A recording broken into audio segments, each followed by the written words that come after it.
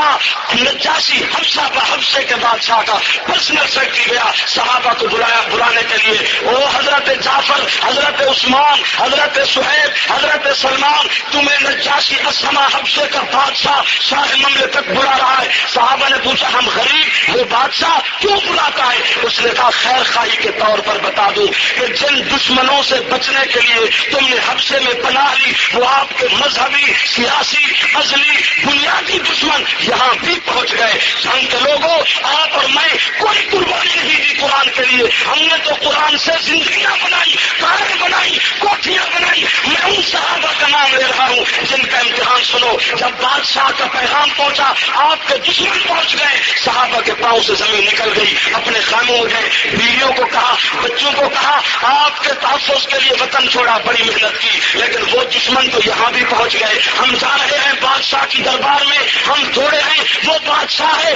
وہ پکی ہوئی گندم کی طرح ہماری گردنوں کو اڑا دے تو اس کو اختیار ہے. وہ بیویوں بچوں زندہ رہے تو خدمت کریں گے، وفات آ گئی تو دعا کر دینا. جنگ والوں، چار دیواری میں بیٹھنے والی میری ماں بہنوں، میں قربان کروں 1 کروڑ سرمایہ دار عورت کو رسول اللہ کے زمانے کی صحابیہ پر. کسی عورت نے نہیں کہا کہ ہمیں تو محمد نے مرا دیا. ہر عورت کھڑی ہوئی، مسلح سیدھا کیا اور کہا مجاہدو گھبراؤ نہیں، اگر اللہ ویران کنویں میں یوسف کی حفاظت کر سکتا ہے، موجود فوجوں کے مقابلے میں موسیٰ کی حفاظت کر سکتا ہے تو حبشے میں یاران محمد کی حفاظت بھی کر سکتا ہے.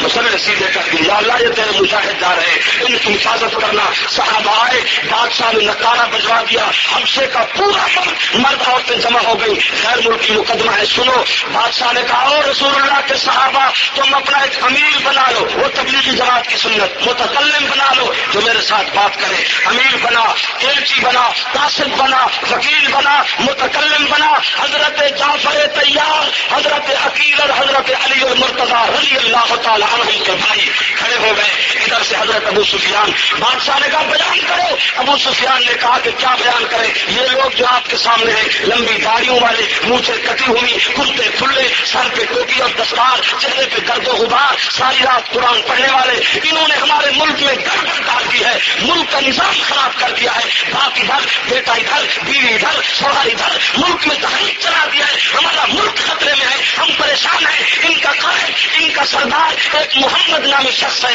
جو مانتا نہیں، ہمیں پریشان کر رکھا ہے. کبھی صفا کی پہاڑی پہ کوئی کلام پڑھتا ہے، کبھی مروا پہ پڑھتا ہے، کبھی تاج پہ پڑھتا ہے، کبھی مکے کے سوکھے اوقاز میں پڑھتا ہے، کبھی بیت اللہ میں ہم نے اس کی گردن پر اوچھیں ڈالی، پتھر برسائے، ہم نے اس کی راہوں پہ کانٹے بچھائے. نہ یہ مانتے ہیں نہ وہ مانتا ہے. ہمارا ملک خطرے میں پڑ گیا. بادشاہ مہربانی کر، یہ ہمارے مجرم ہے، ملزم ہے، ہمارا قصور کیا ہے، ان کو گرفتار کر کے ہمارے ساتھ بھیجو. بادشاہ نے کہا ابو سفیان تم بیٹھ جاؤ، اور بھائی تم کھڑے ہو جاؤ. یہ دیکھو ہم ان صحابہ کو مانتے ہیں. حضرت جعفر تیار کھڑے ہوئے، خدر کا کرتا، مدینے کی اون کی چادر اور سر پہ دستار پگڑی، کھڑے ہو گئے. تو بتا. حضرت جعفر تیار کی آنکھوں سے آنسو ٹپکتے جا رہے ہیں. بادشاہ ہم بھی ان کی طرح بدقسمت تھے، قربان جائے مدنی کریم پر جس نے آ کے ہمیں شیطان سے بچایا، قرآن والا بنا دیا. یہ صحابی نے وکالت کی. طویل داستان شام ہونے پائی. حضرت ابو سفیان امیر حضرت بنے کے رضی اللہ بنے تھے، کلمہ نہیں پڑھا تھا. کھڑے ہو گئے. بادشاہ ایک بات ہے، شام ہو رہی ہے، تیرا پورا ملک تماشا دیکھ رہا ہے، ہم بھی زمیندار ہیں، سرمایہ دار ہیں، جاگیردار ہیں، ہم نے بھی اپنا کاروبار چلانا ہے، تو نے بھی دوسرے مقدمے سننے ہیں، ہم بھی پریشان، تو بھی پریشان. آخری بات ہے، پسند آ جائے تو ان کو گرفتار کر کے ہمارے ساتھ بھیج دینا، نہیں تو اپنی مرضی کرنا. بادشاہ نے کہا بتاؤ. انہوں نے کہا بادشاہ تو یہ بتا کہ تیرا مذہب کیا ہے. تیرا مذہب زیادہ بات تو میں لکمان صاحب کہہ سکتے ہیں، میں صرف اتنا کہہ سکتا ہوں کہ پہلے بادشاہوں کا کوئی نہ کوئی مذہب ہوتا تھا. مہربانی. جان والے تو بڑے بادشاہ لوگ ہیں، پہلے بادشاہوں کا کوئی نہ کوئی مذہب، اور اب والے جو وہ کہتے ہیں جو آئے جیوے، جو آئے میرا ساتھی، میں سب کا ساتھی ہوں. ایک طبقہ وہ کہتے ہیں ہم مسلمان بھی ہیں، زکات کو بھی نہیں مانتے، مسلمان بھی ہیں. جیسے ضیاء الرحمان فاروقی صاحب کے میں آخری الفاظ سن رہا تھا، آج صدیق اکبر ہوتا یا ان لوگوں کو کلمہ چھوڑنا پڑتا یا پھر اسلام کے رکن زکات کو ماننا پڑتا، اور زکات نہیں پڑتی. وہ صدیق اکبر تھا.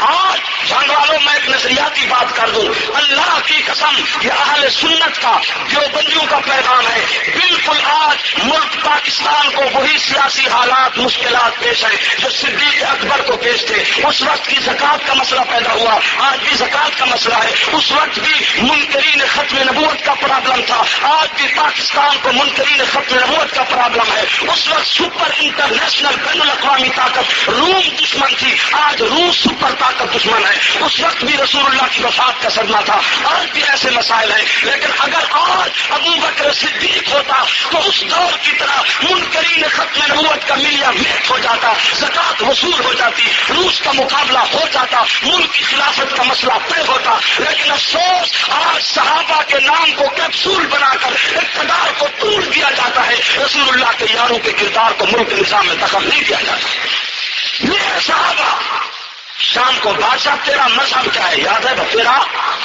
بادشاہ نے کہا میں عیسائی ہوں، عیسیٰ علیہ السلام کو معبود مانتا ہوں، مشکل کشا مانتا ہوں، میں کتاب انجیل پڑھتا ہوں، عیسیٰ کی والدہ کو مشکل کشا مانتا ہوں۔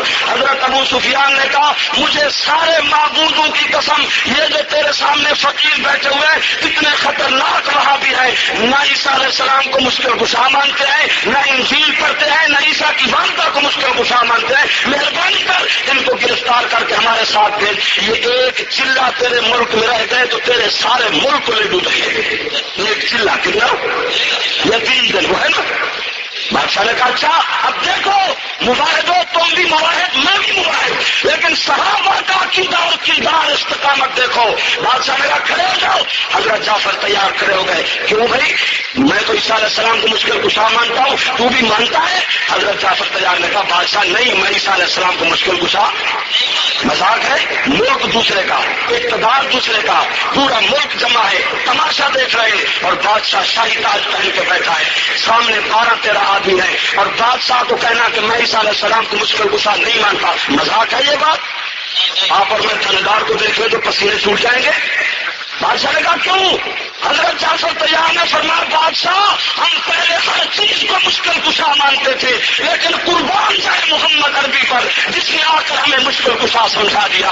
اب گردن رہے تو مشکل کشا وہی ہے، جب تک زندہ ہے گردن زمین اسی کے سامنے جھکے گی۔ بادشاہ مشکل کشا وہی ہے جس پہ کبھی مشکل نہیں آئی۔ ہم محمد عربی کے غلام بننے کے بعد ایک کو مشکل کشا مانتے ہیں۔ بادشاہ نے کہا انجیل؟ بادشاہ اب انجیل نہیں چلے گی، اب کیا چلے گا؟ اب قرآن چلے گا۔ عیسیٰ کی والدہ اس کا مقدس عورت مانتے ہیں، مشکل کشا نہیں مانتے۔ مذاق ہے؟ یہ ہے صحابہ۔ بادشاہ نے کہا پھر آپ بات یہ ہے کہ میرے دشمن ہے، اب میں آپ سے نہیں لٹوں گا، اب میں آپ کو نہیں چھوڑوں گا۔ حضرت جعفر تیار نے فرمایا بادشاہ دیکھو بادشاہ بڑے حوصلے والے ہوتے ہیں، بڑے بردبار ہوتے ہیں، ہمیں اگر آپ شہید کرا دیں تو کوئی فرق نہیں، لیکن بات اتنی ہے کہ ہم عیسیٰ علیہ السلام کو بھی مانتے ہیں، عیسیٰ علیہ السلام کو، عیسیٰ کی والدہ کو بھی، انجیل کو بھی پڑھتے ہیں، دیکھا ہے، لیکن بات یہ ہے کہ ہم عیسیٰ علیہ السلام کو مانتے ہیں اللہ کے قرآن کے مطابق، تو مانتا ہے اپنی طبیعت کے مطابق، ہم عیسیٰ کی والدہ کو مانتے ہیں قرآن کے مطابق، تو مانتا ہے طبیعت کے مطابق، ہم انجیل کو مانتے ہیں قرآن کے فرمان کے مطابق ہم مانتے ہیں، تو مانتا ہے انجیل کو اپنی طبیعت اور اپنی مرضی سے، ہم مانتے ہیں قرآن کے مطابق۔ بادشاہ نے کہا مجھے کیا پتا تمہارا قرآن کیا ہے؟ حضرت جعفر تیار نے فرمایا بادشاہ پھر تو ٹائم دے، ہم تجھے قرآن سنائیں اور اپنا عقیدہ سمجھائیں۔ بس آخری بات یہ ہے ہمارا قرآن جو ہمیں صحابہ کے صدقے سے ملا۔ بادشاہ نے کہا ٹائم ہے سناؤ۔ ادھر سارے مکے کے اشرار کفار معاندین مخالفین بیٹھے ہیں جو صحابہ کے دشمن ہیں۔ غیر مسلم بادشاہ السما نجاشی شاہی تاج پہن کر تخت پہ بیٹھا ہے، اکیلا حضرت جعفر تیار جس نے ڈائریکٹ محمد الرسول اللہ سے قرآن پڑھا تھا۔ حضرت جعفر تیار کھڑے ہیں، سنو بادشاہ ہمارا قرآن۔ غیر مسلم بادشاہ بیٹھا، سناؤ۔ حضرت جعفر تیار نے شروع فرمایا اعوذ باللہ من الشیطان الرجیم بسم اللہ الرحمن الرحیم واذکر فی الکتاب مریم اذ انتبذت من اہلہا مکانا شرقیا۔ یہ ہے صحابہ، عدالت دوسرے کی، ملک دوسرے کا، حکومت دوسرے کی، پولیس دوسرے کی، مسافر طالب مسکین بن کے گئے، لیکن جنگ والوں جن کے ساتھ قرآن ہو وہ دنیا میں بھی کامیاب، قبر میں بھی کامیاب، حشر میں بھی کامیاب۔ آگے پڑھا فاتخذت من دونہم حجابا فارسلنا